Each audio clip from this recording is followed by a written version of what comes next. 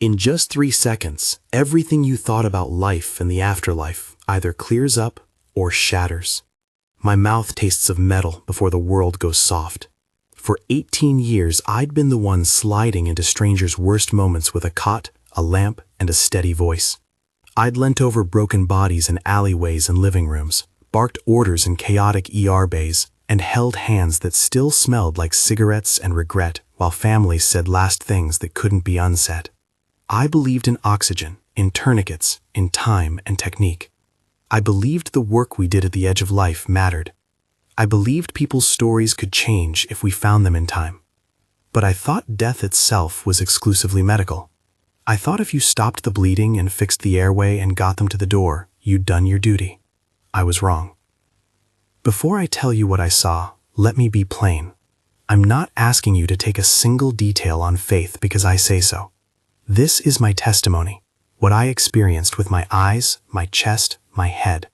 I will call the person I saw Jesus, because that's the name that fits the face and the voice and the mercy I felt. What I saw confirmed things I had learned in church, but it also humbled everything I thought I knew about those last seconds between heartbeat and whatever comes after. What I bring back is not a formula, not a magic phrase, not a guarantee you can tick off at the end of your life. It's a call to the heart. And that call began in one car, at one crash, when the world narrowed to 3 seconds that changed me. If this matters to you, if the idea that eternity can hinge on the posture of a heart rings like something you need to hear, stay with me through this whole account. Share it with someone who works with the dying, or someone who thinks they can wait until later. This is not sensationalism. It's a warning wrapped in hope. The night of the crash was ordinary enough to be dangerous. September, cold snap that made the highway glassy. I was driving home after shift, sirenless, my work belt empty, and my uniform already stripped and folded on the passenger seat. The radio murmured about a high school game, while orange lights blurred past in the distance. Construction or a tow truck, I don't remember. What I remember is the sudden surface that had no business being there, the slick like oil that wasn't oil, the car in front of me yawning its brake lights like the warning lights on a rig going down. The impact was a momentary explosion of motion. Glass, blood suddenly warm on my forearm where it met the steering wheel, the smell of smoke, the crunch that made my teeth ache. My seatbelt tightened like a hand.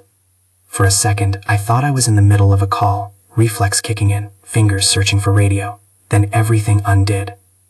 There are perhaps a dozen ways other people describe the moment you leave your body. For some, it's a tunnel. For some, it's an unmoored calm. For me, it began as a flattening of sound. The world became muffled, like we had wrapped it in cloth. My body, heavy and wet with warmth and glass, felt both impossibly distant and intimately known. I remember looking down at my hands, the knuckles white, the skin scratched, and then looking past them, seeing my own smashed truck from a few feet away, and thinking with the absurd clarity of a trained responder that we had very little time. And then someone touched me. It wasn't the cool, clinical touch of a gloved hand checking a pulse. It was more like someone taking you by the shoulders and turning you to face a view you never knew to expect. I wasn't alone. Light that didn't hurt my eyes met me with a weight of attention, and in that space there was a face that I can only call Jesus, because the words mercy and judge and friend congregated there. He was not the supernatural caricature televangelists paint, nor the pale, ethereal actor from a film. He felt utterly present, eyes like someone who has read the whole story and still leans in because he's not finished. There was peace, yes, a depth of quiet that 1,000 tranquilizers could never manufacture. But there was also gravity, a holiness that put everything truthful on the table. He looked at me as if he was measuring the smallest thing, the way I loved, the way I ignored, the way I held my hands when prayer came. He didn't say, "Logan, here's what happens." He simply said, "Watch." I understood, in a way that did not involve words, that I was being allowed to observe, not for curiosity or entertainment, but for instruction. For a paramedic who had made a career out of triage and timing, this was a different kind of emergency, a lesson on the final choices people make when the noise falls away. What he showed me were not grand epiphanies stretched into cinematic sequences. They were slices, 3-second frames, repeated across different lives. The pattern was simple and devastatingly clear. Denial, regret that sounds like bargaining, and surrender. 3 brief postures, 3 exposures of what a person's heart looked like in the last breath. Watch closely, he seemed to say. In just 3 seconds, your eternity is not decided by what you did last year or how clean you kept your record at the office. It is revealed, like a photograph developed in the darkroom, by the posture of that breath. The first frame centered on a man named Robert. He was in a hospital bed, white sheets tucked under his elbows, monitors hissing like a low ocean. Robert had lived on his own terms. That would have made a good story for a godless bar. He was charming when it suited him and abrasive when it didn't. He had told himself for decades that religion was a crutch. He had outlived marriages, businesses, and a few close calls that friendlier folks might interpret as warnings. In the scene with Robert, he was lucid enough to scowl at the visitors in the room, to smile at jokes that weren't funny. His breath came shallow. When a nurse murmured something like prayer, he waved her away. Not because he was cruel, but because he had practiced a life that didn't allow the vulnerability of needing another. In those 3 seconds, he refused the look of mercy, as if denying it could make it irrelevant. His last movements were small: a shake of the head, a hand tucked deliberately under the sheet, a dismissal. The posture was denial. It wasn't dramatic blasphemy. It was an ordinary closure. I don't need this, and I won't accept it now. The point that pierced me wasn't theological jargon. It was that the last moment reflected the life that paved the way for it. Robert's final seconds confirmed more than any argument or label what his heart had settled on. The second frame showed Linda. Her life was different from Robert's. She'd been a dependable mother, a churchgoer at least by habit if not by flame, the kind of person others would say she was a good woman. But Linda's crisis had a different texture. She had lived under the shadow of fear, the fear of losing control, the fear of not being enough. In her final breath, when the body is so brittle that prayer seems like the only coin left, Linda did something many of us might imagine we would do. She bargained. In 3 seconds, she said yes to God, not in the quiet surrender of someone who has been walking toward the light for years, but in a panic-laced plea that sounded like a transaction. "Please," she begged, "I'll be different. I'll change.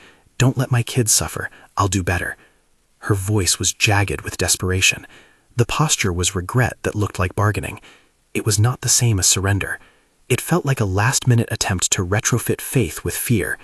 She wanted her life rerouted by urgency rather than by the steady hand of trust. Jesus looked at Linda with sorrow and with tenderness. He knew hearts. He knew intentions. He did not judge her the way a courtroom judges a scandal. He looked like someone who wanted her honest, not panicked, not performative. The third frame was Marcus. If Linda's second was fear, Marcus's was quiet.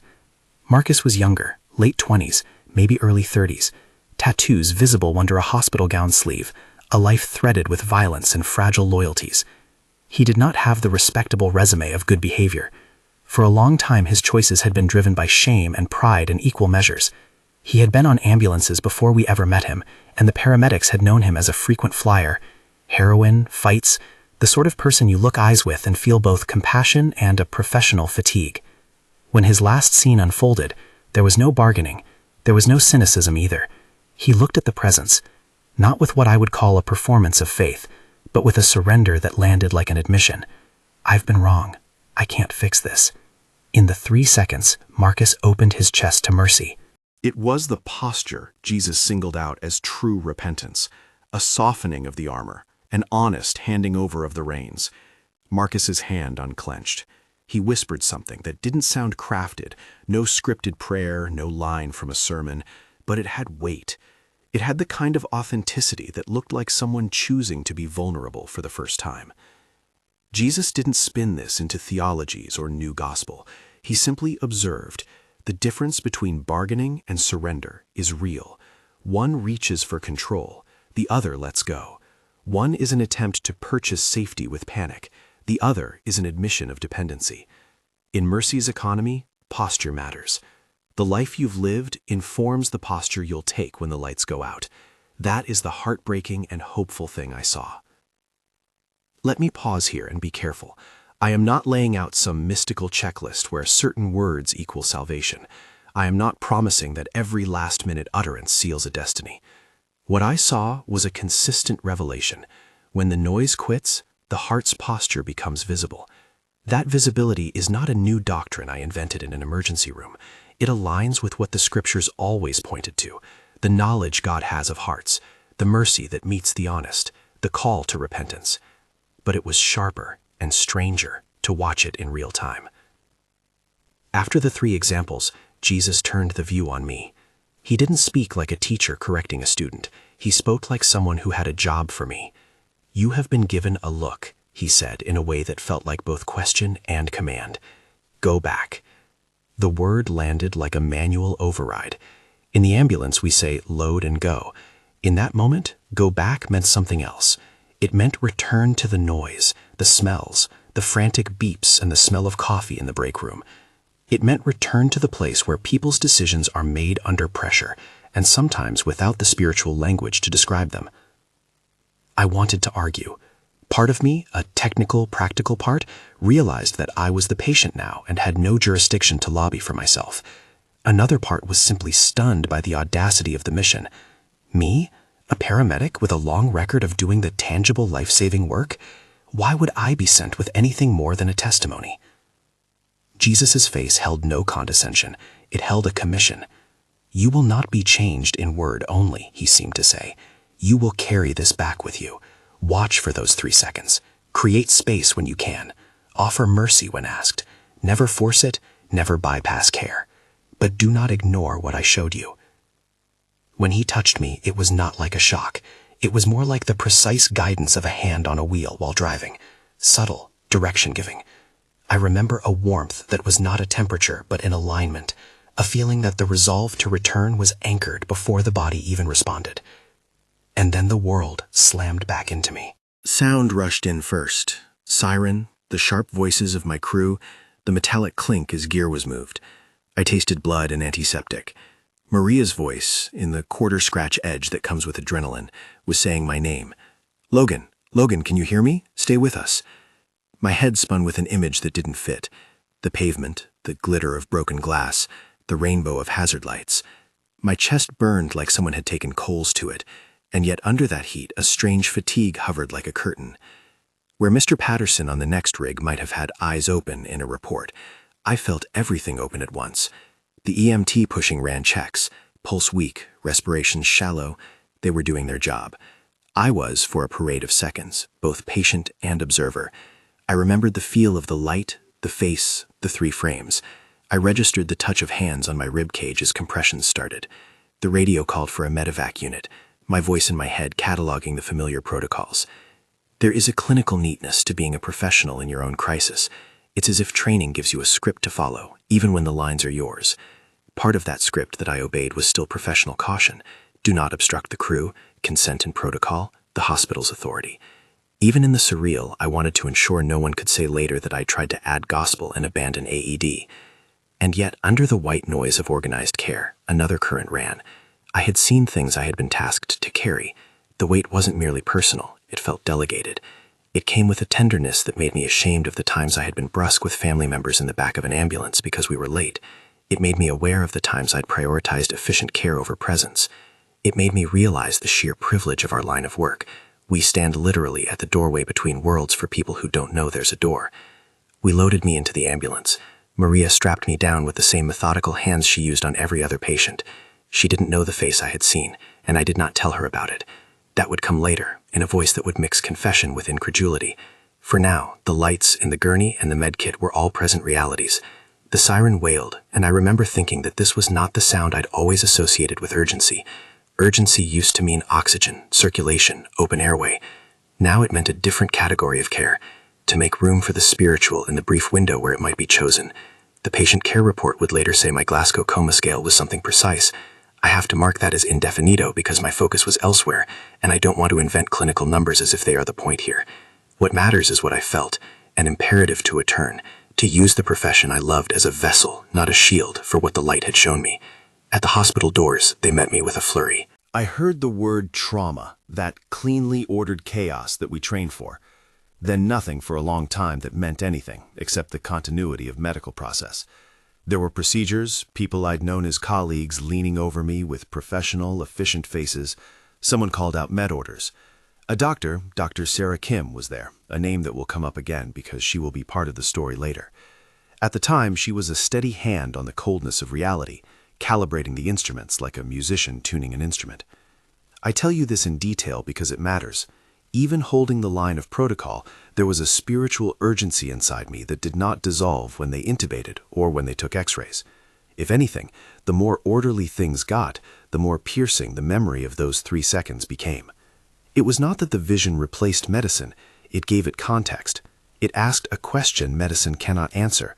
What is a life made of when everything else has been stripped away? Medicine treats, mends, tends the body. Mercy meets the heart when the body is raw. The two can and must coexist. Somewhere in the blur that was the emergency room, I remember a nurse holding my hand and a supply tech asking what my next of kin wanted notified. I heard my own voice, maybe weak, say, "Not yet." The irony nearly made me laugh as the morphine took hold. I had seen eternity's edge, and yet I was bargaining with time about who to call first. It was a human moment, absurd and true. I should pause to say a practical thing here because it matters to those of you who will hear this and are in healthcare. At no point did I witness anything that suggested medical protocol should be abandoned or that prayer replaces professional care. The crew stayed true to their training. The hospital stayed true to its systems, and that structure is not optional. That boundary was heavy on me. Jesus' clarity about "go back" was never a license to break the rules. It was a commissioning to work within them differently. Time in those hours behaved like a collaged film. I remember flashes, x-rays that showed nothing catastrophic beyond what was obvious, a surgeon's assessment that sounded like the voice of someone doing mathematics, the hospital's fluorescent lights. And beneath all that, like a second heartbeat, the instruction to return to the field where people make their last choices, where Robert, Linda, Marcus, and many more either confirm a life of distance from mercy or finally reach for it. Recovery, I later learned in fits and starts, is not a straight line. For the first weeks, my body was a map of hurts. For the first months, memory threaded through physical therapy and follow-up visits. But in those immediate hours, still connected to monitors, I felt something else. Call it a ring left by a bell that had been rung once and not unstruck. The commission was lodged in me like a splinter, small, stubborn, impossible to ignore. I did not speak about the vision at the staff meeting that evening. I was still fragile, still embarrassed by the vulnerability of being the patient in a system I usually command. I told myself I would write it down later, that memory would be faithful if I let it settle. I did not know how colleagues would respond, with support, skepticism, or professional discomfort. How do you tell people you've seen something that suggests their work is not only vocational, but sacramental in a way they never asked for? That tension was part of the return, the idea that a paramedic could both be a technician and a minister, but always under the ethical constraints of consent. The vision had not been a permission slip to preach in the ambulance. It was a summons to pay attention, to create space when families were present, to speak when invited, and to offer a patient the presence of someone who knows both the cut of trauma and the shape of mercy. I will not pretend I returned unscathed emotionally. There was the natural embarrassment of the near-death patient returning to work with a story that some would label out there. There was a soreness at the thought that clergy could interpret this as competing with their roles. There was a real fear of being sued or reported for talking about spiritual matters in a professional setting. These practical concerns are part of the texture. Call it the cross one carries when the sacred meets the secular in your workplace. 3 days after discharge, or perhaps it was 5, memory plays with these things. I went back to the station. The steps felt like crossing into a life I had left. The fluorescent lights were the same. The rig bay smelled of diesel and long coffee. A few colleagues gave me the polite slugs of support folks usually give to another who'd been through the mill. Maria clapped me on the shoulder like the tough paramedic she is, and said with the dry sarcasm of someone who had held me down while they worked on me, "You're lucky to be alive." Luck had a shape now. Luck did not mean I was exempt from responsibility. The light had made that perfectly clear. For nights afterward, images returned in fragments that refused to congeal into anything preachable. Robert's denial haunted me because it was so ordinary. Linda's bargaining stayed like a bitter aftertaste. Marcus's surrender lodged like a promise I feared I might never see fulfilled again. I found myself watching the way strangers moved in waiting rooms and the set of people's mouths when they thought they were alone. I found myself listening to families differently, weighing not only whether a patient needed an IV, but whether someone's last 3 seconds might be made softer by presence. When the first call came that I would later tell the story about, before we had a name for what I'd seen, I wasn't sure whether we were ready. The dispatch tone is an antiseptic kind of sound that announces ordinary emergencies with the flatness of paper. An elderly man had fallen at home. His daughter said he was short of breath. The address was familiar in a way that made my skin prickle. We packed like we always did. Oxygen, monitor, stretcher. The rig felt different under my hands now. A tool for both body and, perhaps, soul. Maria watched me close. She's someone who notices changes in people. I could see the question in her eyes. I did not answer. I could not have explained in a sentence what the light had undone in me. At the house, the daughter's hands trembled. The man, Robert, Linda, Marcus, none of these names came with the scene. The people were strangers and shaped by different lives. I watched the daughter's face as we moved, and I felt the old training and the new sensitivity tangle like wires. The man looked like any other, pallid, breathing that rattled like a storm in a thin forest. He looked at us with a confusion that was not unusual in pulmonary distress. We did our work. Protocols were observed. I checked vitals, monitored oxygen saturation, and listened for breath sounds.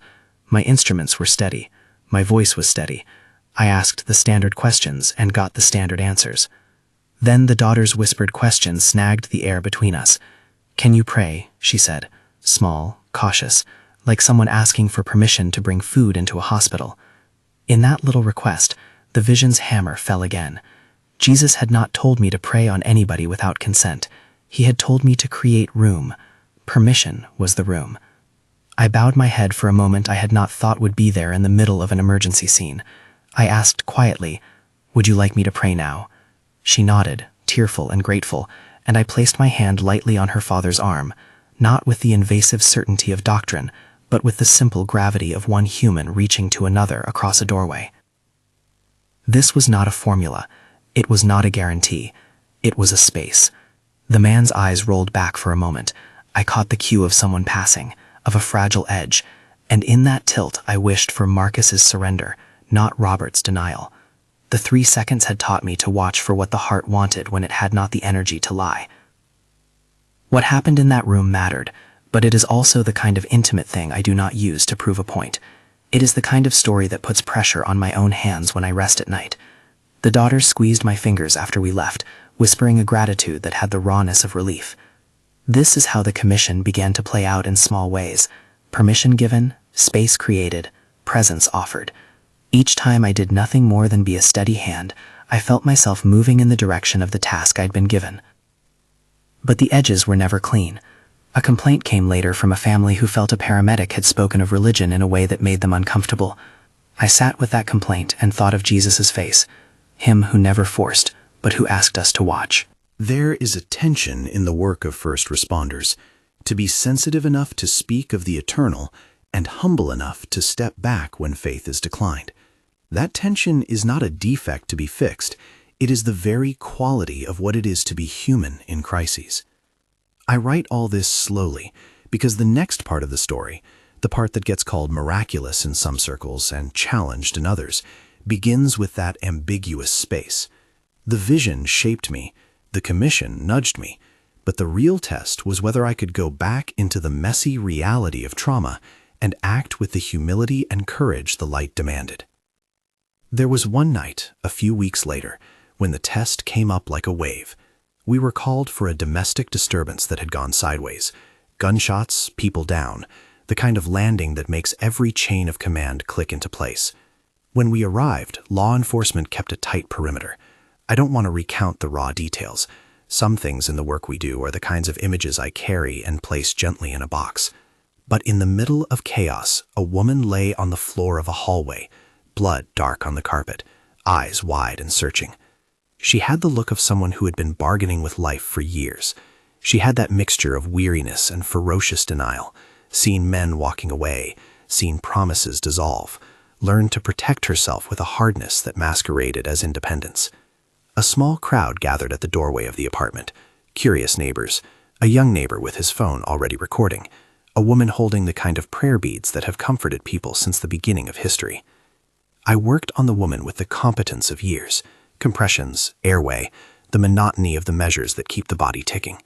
But as we worked, the light that had touched me came back in images so vivid I could not pretend they were only my imagination. Her eyelids fluttered. For an instant, time condensed. In that split second, 3 seconds, the pattern Jesus had given me flashed. She could have taken Robert's path with a small refusal. She could have taken Linda's with a panicked bargain. Instead, something in her softened. It was not theatrics. It was not a stage play for the cameras. It was a quiet pivot in the middle of terrible noise. I tried to create room. I spoke softly to her, words that were not a script but a presence. "If you can hear me, it's okay," I said. "We're here." She looked at me and found a little thread of acknowledgement. That thread, fragile as it was, held a posture that felt like surrender. It was not the loud conversion story you hear from a podium. It was a heart turning toward dependence in its last breath. Whether that makes all the difference in the ledger of eternity is not mine to declare. Jesus showed me the beauty of that posture. Even as I tell you this, I am aware of the ethical tightrope. I did not stop medical care for spiritual moments. I did not preach across a patient's mouth. I did not offer a formula or demand an answer. I offered presence, consent, gentle words. The woman's hand, a small, pale thing, closed around mine.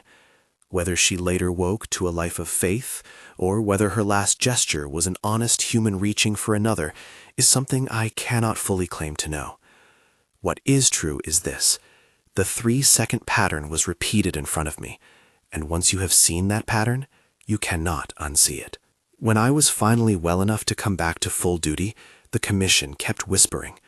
The hospital corridors made room for me to be a practitioner, and as the weeks went on, someone whose work included listening for the posture of the heart.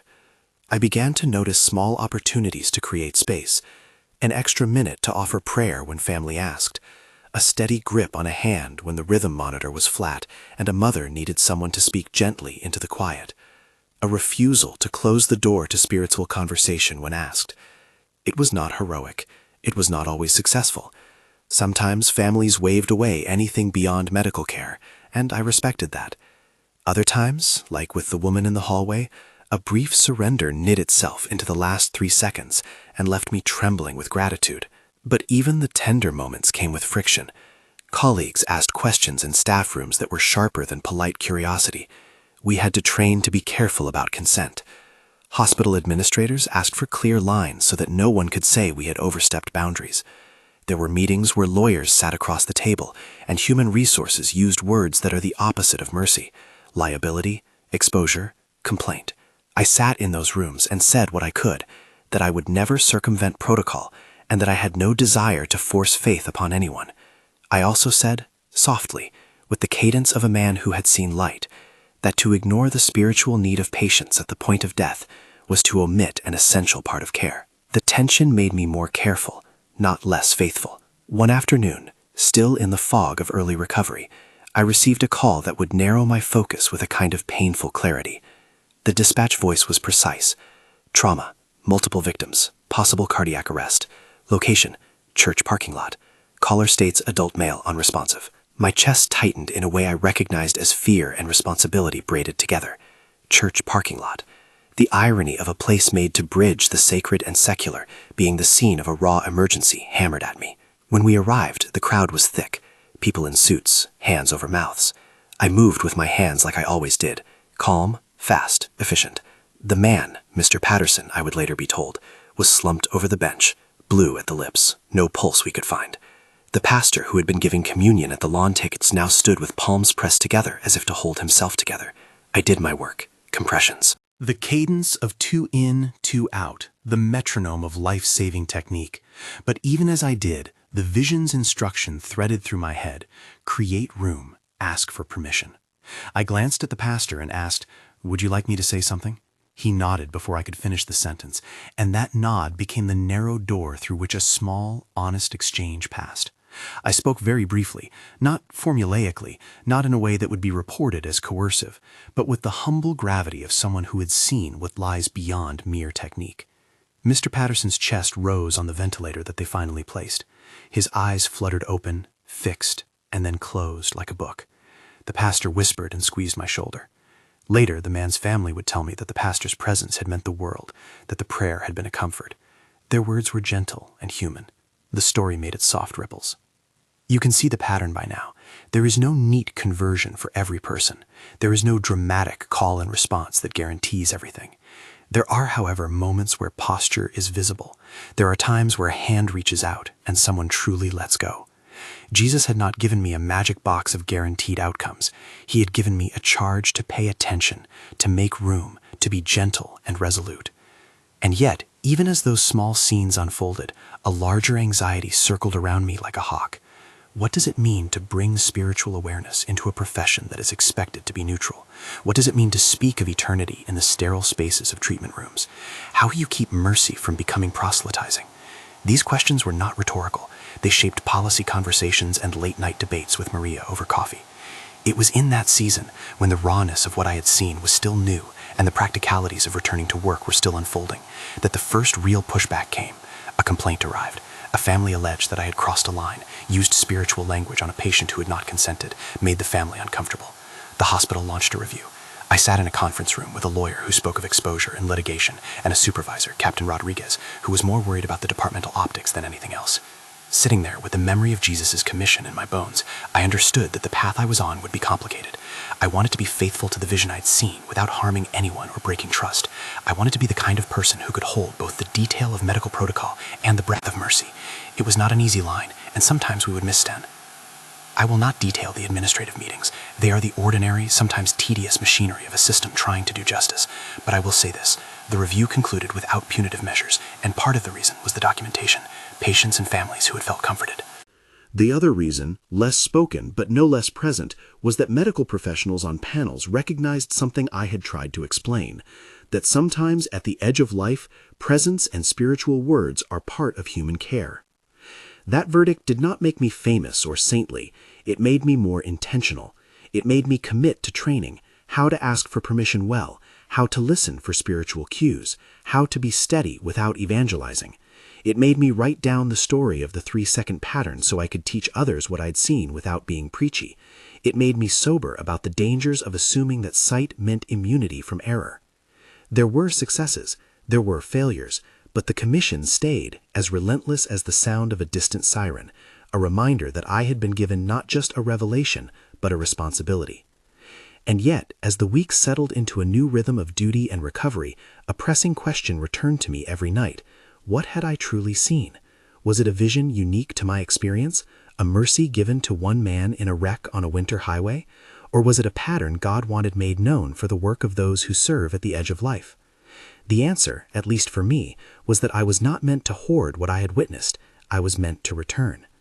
It is at this point, when the commission becomes real and the first choices about how to obey are made, that my story turns again into the thing that will not let me sleep. The vision had been a call, not a comfort. I held the knowledge like something fragile and hot. I began to see the edges between life and death differently. I began to worry in a new way about delaying faith until the last breath, because last breaths are messy, terrified, and sometimes not fully bought with the honesty true repentance requires. In the days after the initial commission, before I had fully regained my physical strength, I took to jotting down what I saw: the cadence of Robert's refusal, the sharpness of Linda's bargaining, the quiet hinge of Marcus's surrender. Those notes would later become the foundation for how I began to speak with colleagues and families. They also became the fuel for a tension that would lead me into conflict, into conversations that would stretch my ethics, and into a place where I would be forced to choose between comfort and obedience. For now, though, in this first season of Return, I want to leave you with the picture that set me irrevocably on the path. In just 3 seconds, the trajectory of a life shows itself. Not because words are magic, not because ritual is a ticket, but because posture is truth. The presence I met did not spin out cinematic horrors or lavish promises of guaranteed outcomes. He showed me that mercy is offered up to the very end, that hearts are visible when the noise falls, and that those of us who work in the spaces between life and death have a strange, sacred privilege to witness, and sometimes to make, the room for a decision. I came back to the rig with stitches in my arm and a story in my mouth. I came back to the rig with stitches in my arm and a story in my mouth. I came back to the bay with a new sense of what our shifts meant. The work didn't change. The calls still came in the same flat tones, the same rush, but my posture did. I began to carry an extra question in my pocket alongside my gloves and gauze. Who here needs space to choose? We started small. Maria and I would pause an extra beat when a family member asked if we could pray. We practiced asking consent in ways that respected dignity. Would you like me to pray with you? Instead of assuming. Those small changes felt, at first, unlike the dramatic commission I had been given. But grace rarely arrives like a trumpet. It comes in steady footsteps. The first time I suggested a brief training session, Captain Rodriguez raised his eyebrows. He was practical in a way that kept the department clean of lawsuits. He asked hard questions. How do we avoid coercion? How do we document consent? Where do boundaries sit with legal exposure?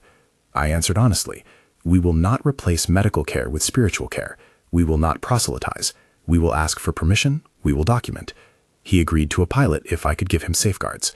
That agreement, practical, cautious, was the hinge that allowed the work to expand without betraying ethics.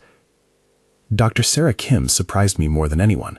At first, she was the archetype of clinical reserve, evidence over emotion, labs over language.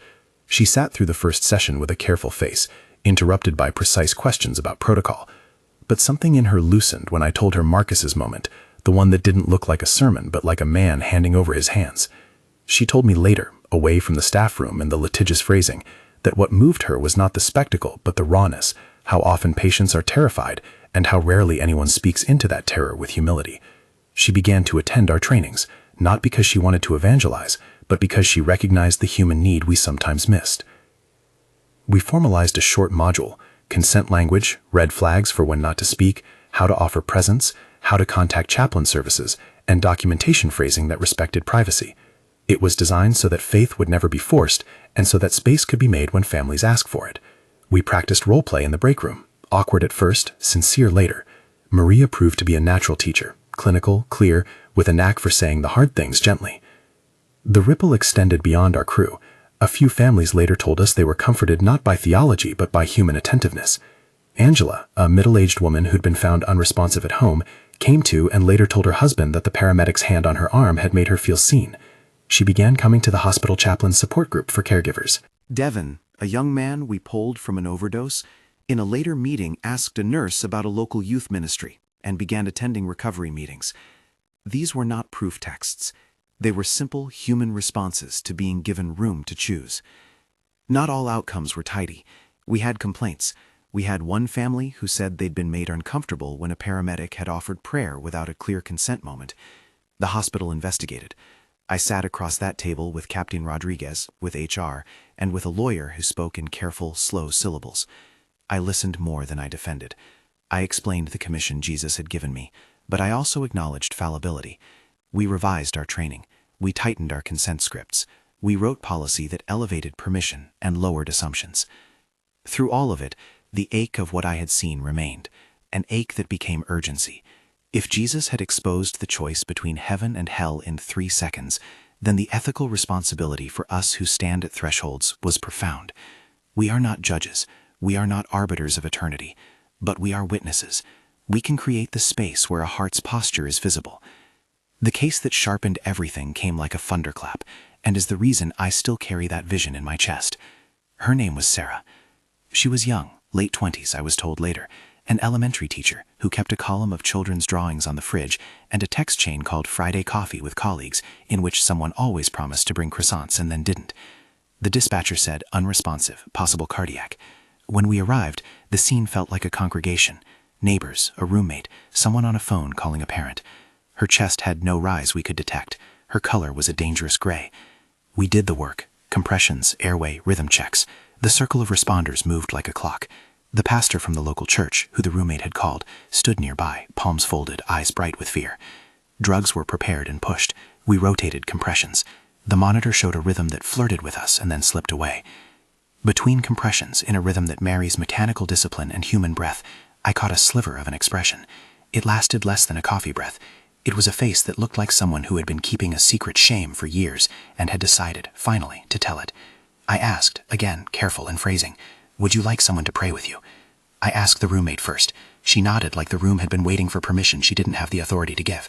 The pastor stepped forward. I spoke very, very quietly to Sarah as I compressed, words that were not a script but an encouragement to be honest, a tether to the presence I'd been shown. And then, in the thunder of the monitor and the flood of adrenaline, her mouth moved. It was not loud. It did not follow any liturgy. It was a soft line. "I can't do this alone," she breathed. It felt, to me, like the same posture Marcus had taken, a letting go. It lasted seconds, 3, maybe more, maybe less.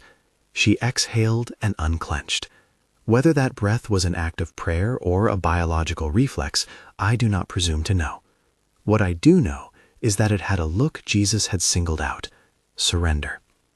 We stabilized her enough to call an airlift.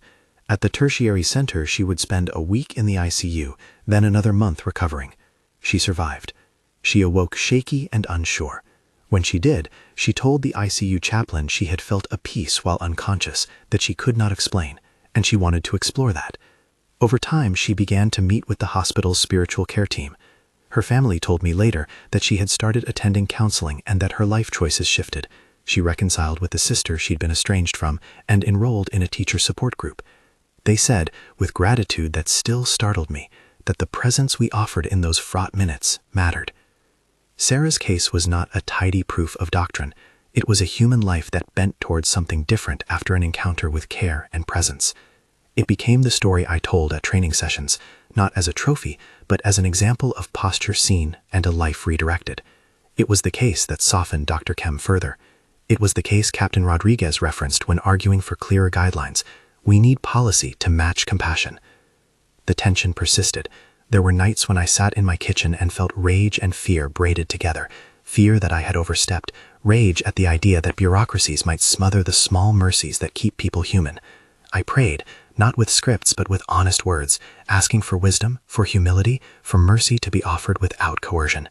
Those prayers felt like returning, in private, to the face that had sent me. In the months that followed, our tiny program spread into adjacent departments. The chaplaincy developed a rapid response consult line. Social work integrated spiritual screening questions into their intake. Training included role-playing consent language and documentation templates. Maria started a late-night peer support group for crews who wanted to debrief not just clinical performance, but the human weight of what they'd seen. I learned, more than I ever expected to, how thin the line is between ministry and malpractice. I learned to carry protocols like armor and tenderness like a lamp. I learned to say no when no was appropriate and yes when yes was permission. I learned to be attentive to the posture of the heart, not to manufacture it. And through all this, the message I carry is stark and simple. In just 3 seconds, Jesus exposed for me the choice between heaven and hell, not as a theological baseball card to be waved in arguments, but as a pastoral reality that shows the condition of the heart when the noise falls away. The 3-second pattern, denial, bargaining, surrender, was not a gimmick. It was a pastoral image that taught me how to act with both urgency and compassion. If you are hearing this and you work in EMS or healthcare, you are already in some of the most sacred rooms on earth. You will be asked to do impossible things, to decide with little time what is most humane.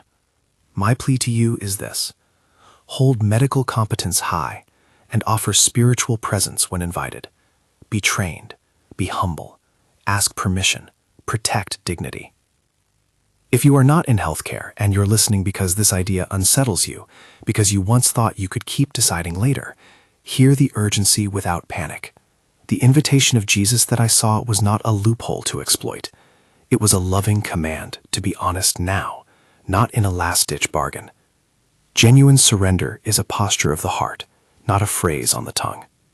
Don't wait for a 3-second emergency to realize what you have ignored for years.